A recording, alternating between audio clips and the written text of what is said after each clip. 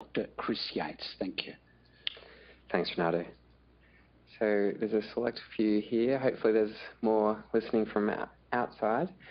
So I'm Chris Yates. I'm an endocrinologist. I work at the Royal Melbourne Hospital and at the Western Hospital, and I'm also a general physician at the Royal Melbourne Hospital. And today's talk is very relevant for you guys as BPTs and as future physicians in whatever specialty you go to, because hyponatremia is such a common and important problem. So today we'll go through the pathophysiology, how to clinically evaluate your patients and how to manage them, and the pitfalls in that management.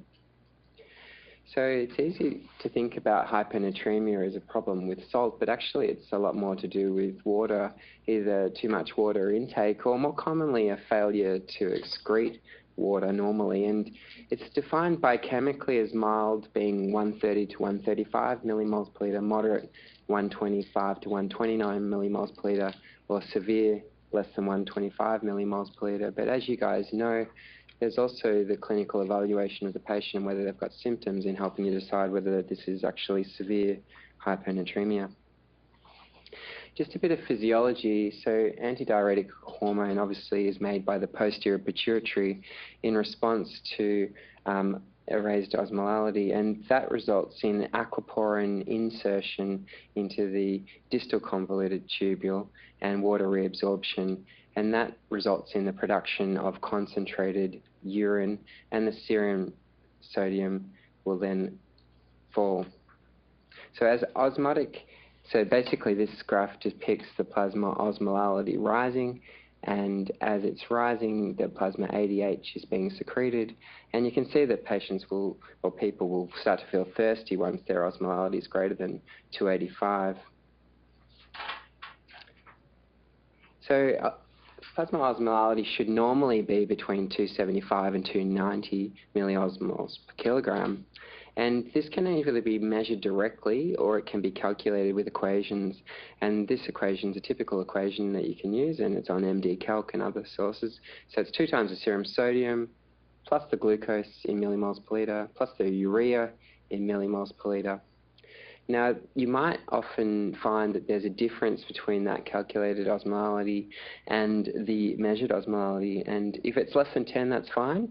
If it's more than 10, that probably suggests that there's an extra osmotically active particle that you're not calculating in that equation, and that could be glycine in the setting of a TERP or mannitol in the setting of an IVIG infusion. You will come across patients that seem to defend a different osmolality to 270 to 290, slightly lower than that. And those patients obviously will be hard to treat because basically their ADH secretion is based around a lower osmolality, and that's called a reset osmostat. And basically tonicity is a reflection of osmolality, but only refers to when the effective osmoles that drag water with them. So why is it important? Well, hyponatremia is associated with an increased hospital mortality. This is a study of 50,000 people admitted in the early 2000s in Boston, and 20,000 patients of those had an emission sodium less than 138. And of those patients that had an emission sodium that was less than 127, they had a 15 times higher mortality than those that didn't. Now, hyponatremia, it doesn't mean to say that hyponatremia was the cause of their mortality, and hyponatremia may just mark that these patients were more severely ill, but it's certainly an important problem. Back in Australia, a few endocrinologists from around Melbourne have looked at hyponatremia admissions, and this study of 255 patients between 2000 and 2007 looked at patients who were coming into hospital with sodiums less than 120 at presentation, and they found that these patients were predominantly female, predominantly elderly, and the most common cause of hyponatremia, as you guys probably have seen, is the use of thiazide diuretics and indapamide. SIADH was similarly up there as a cause, and then hypovolemia less commonly, and the number of alcohol-associated hyponatremia is actually quite high in this series. Normally it's a bit lower than that. So quite concerningly in this study where they retrospectively looked at things, 15% had a correction of their sodium of more than 12 millimoles in the first 24 hours, and 4 developed osmotic demyelination. And those 4 that developed osmotic demyelination were younger, they'd more likely to consume alcohol, and they were more likely to have a lower potassium level. And perhaps even more concerning is the 8 of those cases that came in with hypernatremia were subsequently readmitted and they'd been recommenced on their thiazide. So I think that's important when you're discharging your patients to make it very clear why you've ceased the thiazide, because they are commonly prescribed. So basically I want to go through how you'll evaluate your patient at 3 in the morning who's got hypernatremia. And history is extremely important in these patients. So clues to suggest that this is chronic hypernatremia are important because that affects how you're going to treat them. You want to know if there's a suggestion that they're volume deplete. Have they been vomiting? Is there diarrhea? Is there a suggestion that they're hypoglycemic? Are they polydipsic? And are they malnourished? Could this be a low solute intake? Are there any associated causes like heart failure, renal failure, cirrhosis to suggest that they're hypervolemic and that's predisposing to hypernatremia? And then are there any other precipitants for things like SADH, like surgery, malignancy, HIV, pulmonary disease, or central nervous system disease? And then it's the basics, the things that you started doing when you were an intern, and basically assess the fluid status, JVP, postural BP, heart rate, looking for peripheral edema. I find the urea to creatinine ratio quite helpful to determine if someone's dehydrated, but basically these basic clinical assessments are important. And then obviously have a very good look at the drug chart, given that you know that in series diuretics are very common, in particular thiazide diuretics very commonly causing this. So these act by sodium depletion, act in the distal convoluted tubule. They also cause potassium depletion, and they impair your urinary dilution. Other diuretics, loop diuretics, interestingly, whilst on that, furosemide more actively causes a water diuresis and less salt loss. So don't be too concerned if you've got a heart failure patient with hypernatremia. You still need to use your Lasix. You still need to diurese them. PPIs are on the list, ACE inhibitors are on the list, but ARBs, and these are extremely rare causes of hypernatremia. Then there's the drugs that stimulate release of ADH, which you do see, carbamazepine, SSRIs, tricyclics, monoamine oxidase inhibitors, and opiates have all been implicated. There's drugs that can potentiate the effect of ADH in the kidneys, such as nonsteroidals and cyclophosphamide, and drugs that we don't completely understand that cause hypernatremia through unclear mechanisms, such as haloperidol and amitriptyline. So please send off a urine as soon as you realize they're hyponatremic before you commence therapy, because it's really helpful to give you an insight into what's happening and whether they're actually conserving salt or losing salt through the kidneys. So these basic screening panels are helpful, and we'll go through why you do each of those tests. It's helpful to think to divide your patients into their serum osmolality, whether they're hypertonic or isotonic. So is their serum osmolality greater than 275, or are they hypotonic, i.e. serum osmolality less than 275?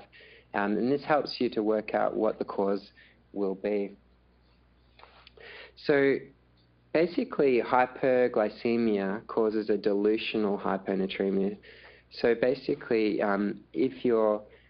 these patients will have a hypertonic serum osmolality more than 290, and the water will move out of the cells via osmosis and cause dilutional hyponatremia. So once you correct the sugar, the sodium will normalize, and to estimate what it'll fall back to, you can decrease the serum sodium by 2 millimoles for every 5.5 millimoles of glucose above the normal range, so about above 10. But just to keep it simple, you can either use MD Calc, or you can just divide the sugar by 3, add that to the sodium, and that'll give you your estimated sodium. And it's worth doing that because so many patients have diabetes, and the hypernatremia, you need to work out whether it's actually an acute problem that needs treatment or not. Pseudo-hyponatremia occurs when there are other unmeasured osmotically active things, such as lipid or paraproteins in the serum. And obviously this is a serum specimen from a lipemic patient. So with classic venous blood analysis, they take a small sample and they dilute it and they factor into their equations to work out what the sodium is, that there's about a 7% ratio of proteins and lipids in the sample. But then if it's greatly elevated, then you can underestimate with the formulas, the serum sodium. But if you use a gas and do a direct electrode analysis, such as an ABG, you'll find out what the sodium is truly, and that's a good way to answer the question quickly if you're worried about this problem. Alternatively, you can measure the lipids, but they're going to take some time to get back, and the paraproteins. So, getting back to our mechanisms and how we're going to work this out, basically, in the patients who are hypotonic, it's really useful to use the volume status to work out what the cause of the hyponatremia is. And this will be about 90% of your patients will be hypotonic hyponatremia. And so you want to carefully do a fluid assessment and then look at the urine sodium before treatment. A low urinary sodium means that they're conserving salt. And basically, it's conserved when there's a low effective circulating volume.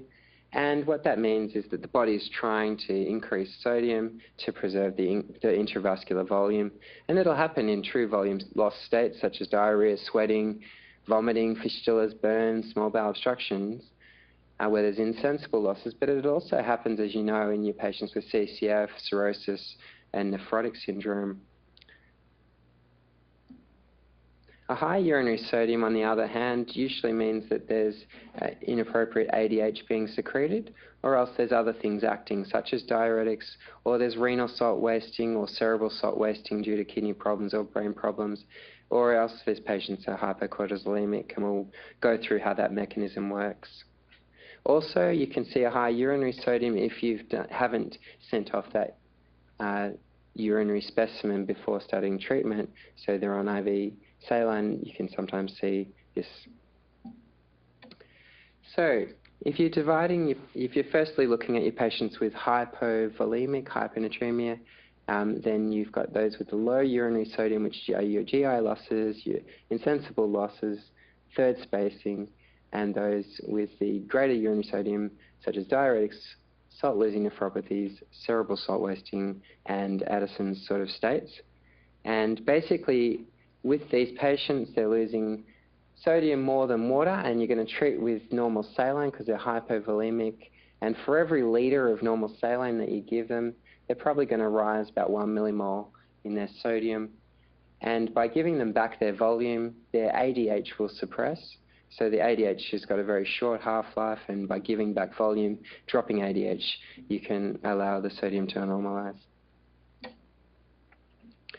Hypocortisolemia basically works in this way. ADH is co-secreted with corticotrophin-releasing hormone and promotes ACTH secretion.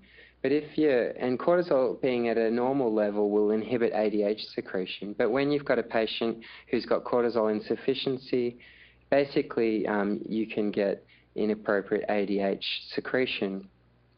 So giving these patients glucocorticoids will inhibit the ADH secretion from the posterior pituitary and allow increased excretion of water.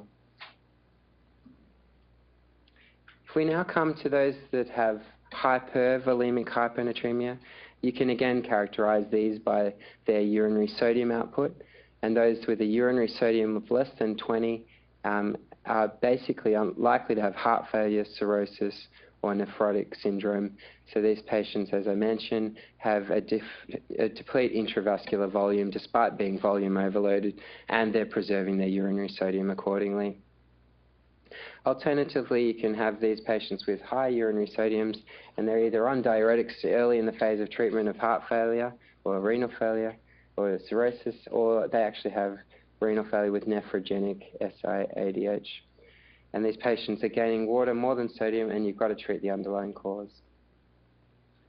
In those patients with a low effective arterial volume, you're not just having increased ADH secretion, but there's also renin secretion and there's increased aldosterone production by the kidney, and that aldosterone can fight against you in increasing the sodium and water reabsorption, and therefore that can be another factor that contributes to the difficult treatment.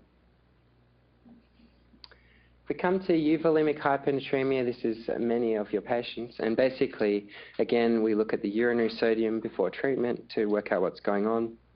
Most people fall into the right side, but if we start with the left side, these patients have a urinary sodium less than 20, and they can be due to water intoxication, though that's extremely rare, and that's due to psychogenic polydipsia or NMDA use. There's a few patients who can have just absolute poor salt intake. These are often alcoholics who are eating very little but just drinking beer regularly, or elderly patients with a tea and toast diet. Hypothyroidism is an extremely rare cause, and hypertonic fluid infusion equally rare. So these patients on the right have basically a urinary sodium more than 20, and they're most likely due to SIADH, or due to other physiological stimulus for ADH secretion, such as stress, pain, and nausea. And we generally treat the SIADH patients, as you know, with a fluid restriction. I said to you, water intoxication and psychogenic polydipsia is an extremely rare cause of hyponatremia, and that's because you need to drink about 10 litres per day to induce it, because that would then overcome the excretory capacity of the kidneys, and not many people can manage to do this, and therefore it's an unlikely cause of your patient's problem.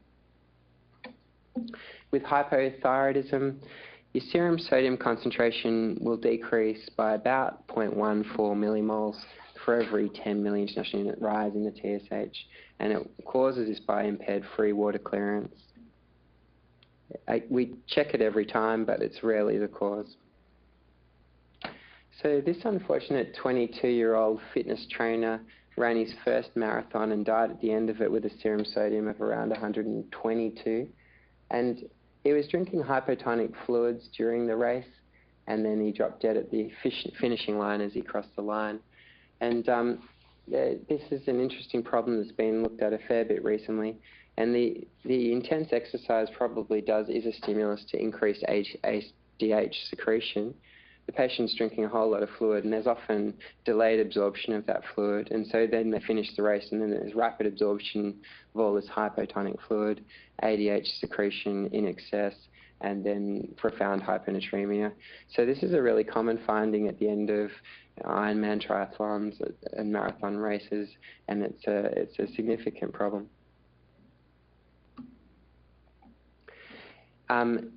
SIADH, basically, we've been through it. So it's basically a low serum osmolality of less than 275, usually a high urine osmolality of more than 100 with a high urine sodium greater than 20. It's usually greater than 50 in actual fact, but greater than 20 would define it. And there's basically an inappropriately concentrated urine for the serum, and it's a diagnosis of exclusion after you've worked out all of those other causes aren't the problem. SIADH can be caused by chest pathology, such as pneumonia, asthma, atelectasis, respiratory failure, pneumothorax, and small cell lung cancers, which actually do secrete their own ADH, by abdominal pelvic malignancies, multiple different CNS lesions, such as strokes, infections, trauma, medications which I've mentioned, hereditary causes which are rare, idiopathic, and surgery. So how to tackle hyponatremia depends on how quickly has it developed. And those patients who've had it for more than 48 hours, who are relatively asymptomatic, but might have some fatigue, some nausea, a bit dizzy, some gait disturbance, a bit forgetful, confused, lethargy, and muscle cramps, well, we're not going to try and correct those rapidly. But if they're patients who had acute, severe hyponatremia, they might be obtunded, have seizures, coma, respiratory arrest, and there's a high risk for these patients of permanent brain damage and death, and we need to treat those patients quickly. We focus in on the chronic patients first. We're really only trying to raise these patients by about 6 millimoles in the first 24 hours. and it's really easy to inadvertently overcorrect it. And generally, we're trying to max out at 10 millimoles per 24 hours. And just, I think, go in with the idea that it's easy to overshoot, and that will help you to not overtreat these patients. And check regularly. Basically, we only correct it more rapidly if we know that the hyponatremia has been there for a very short period of time. And those patients, it's quite safe. The risk of central pontine myelinolysis is very rare in those patients. We have to treat the underlying disease, which will help in the long term. And if that's hypovolemia, as I said, we're going to give some normal saline. But if it's SIADH, don't give normal saline. It'll actually exacerbate the problem. And you need to fluid restrict as you do in your hypovolemic patients.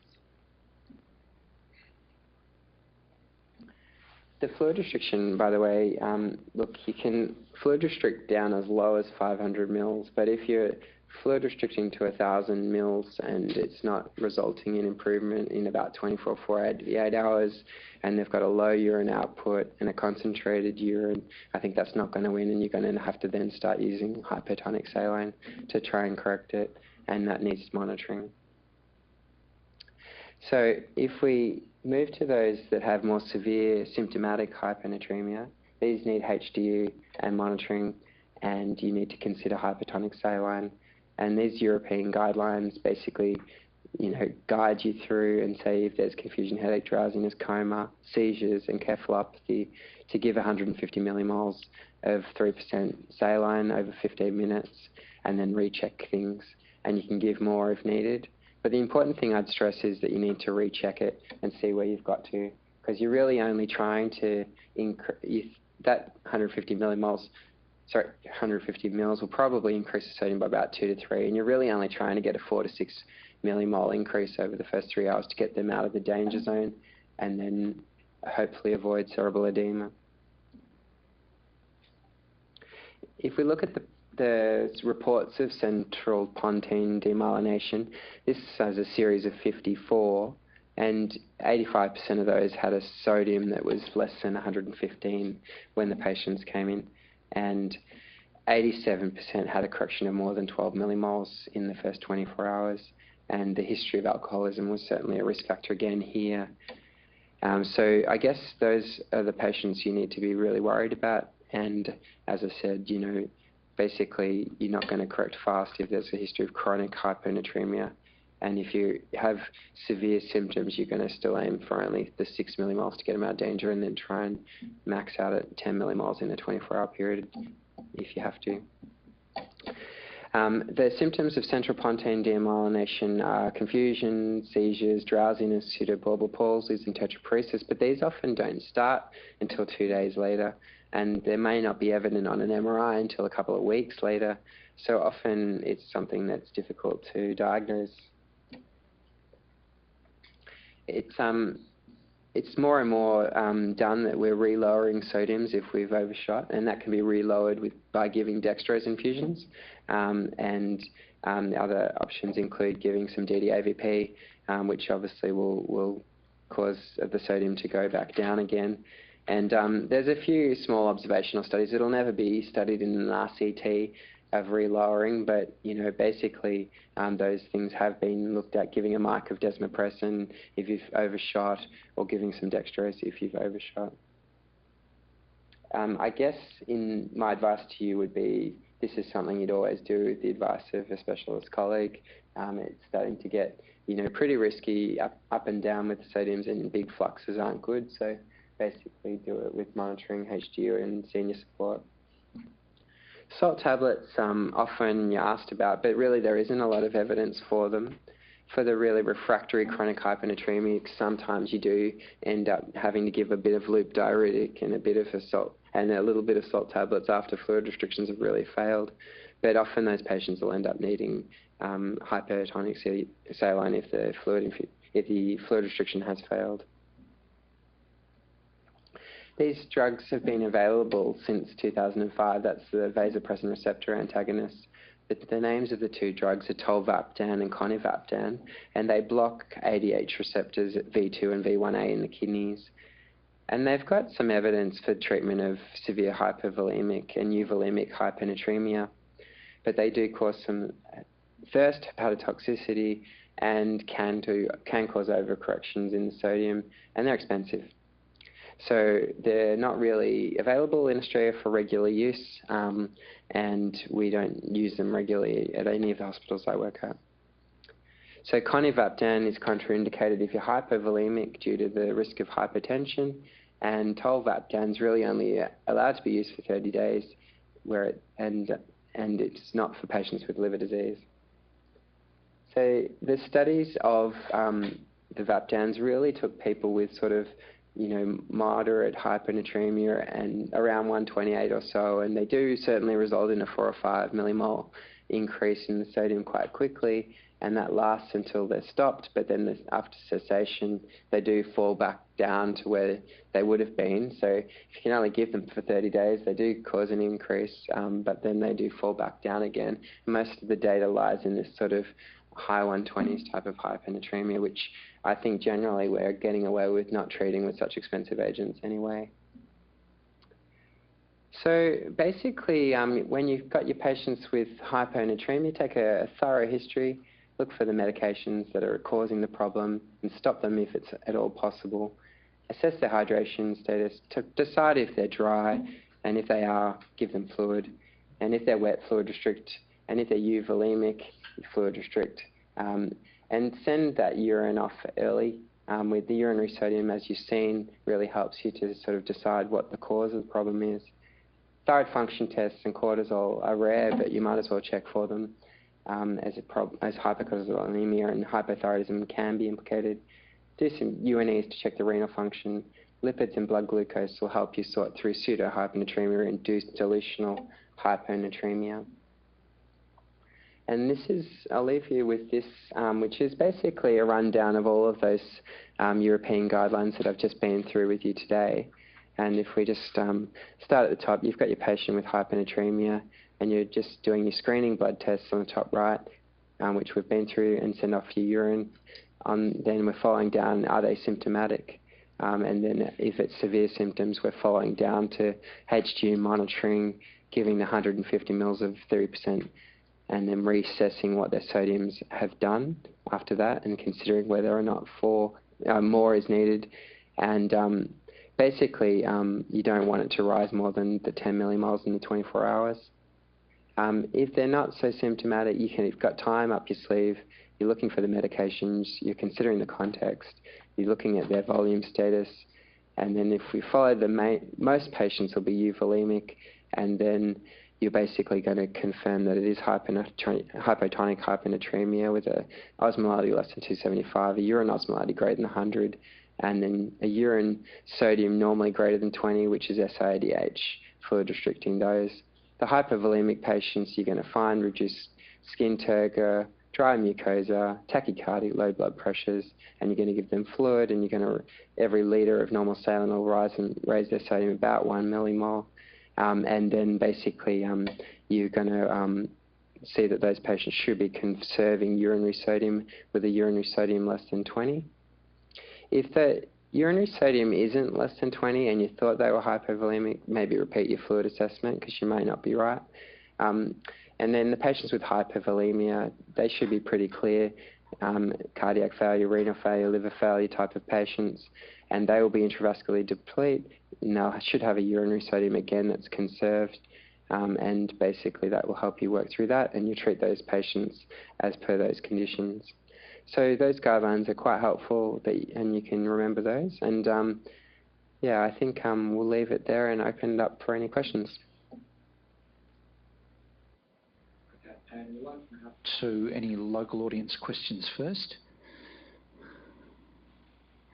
We'll go to the remote sites and we'll call for any questions from the people outside.